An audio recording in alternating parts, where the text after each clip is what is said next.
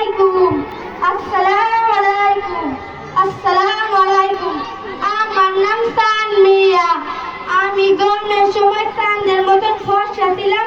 হে লোকে আমার পায়ে আমার তানমিয়া কইয়া ডাকতো।